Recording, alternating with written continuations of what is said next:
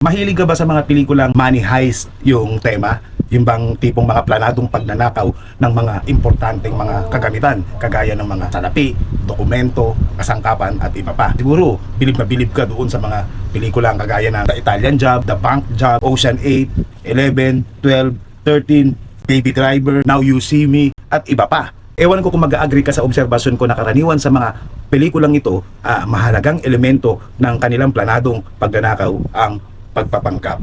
Madaling nakakapasok ang mga magnanakaw na hindi na-detect ng mga security guards o ng mga otoridad ang kanilang mga masamang pakay.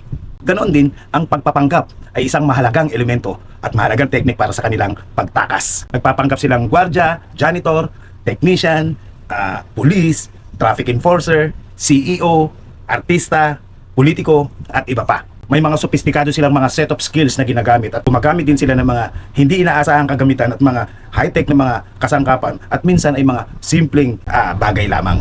Ang tanong, may tatalo pa ba sa abilidad nating mga Pinoy? Sa lahat ng larangan, lagi tayong may diskarte at gulang. Isipin mo na lang maigi mga tropa at mga beshi kung gaano kaplanado ng mga politiko ang money heist sa tuwing sila ay naghahanda sa eleksyon para pabanguhin ang kanilang mga pangalan. Kailangan na itago nila ang tunay na pakay nila at magagawa nila ito kung sila ay magpapanggap. Masamang tao na magpapanggap na mabait at parang santo.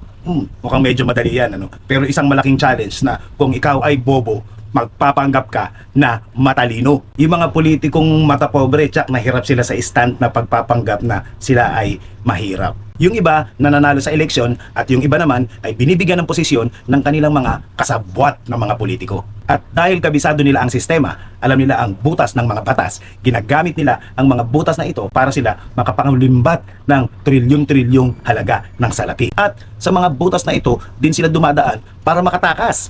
Sa mga butas ng mga batas na ito, ang kanilang mga paraan para sa kanilang mga escape plan.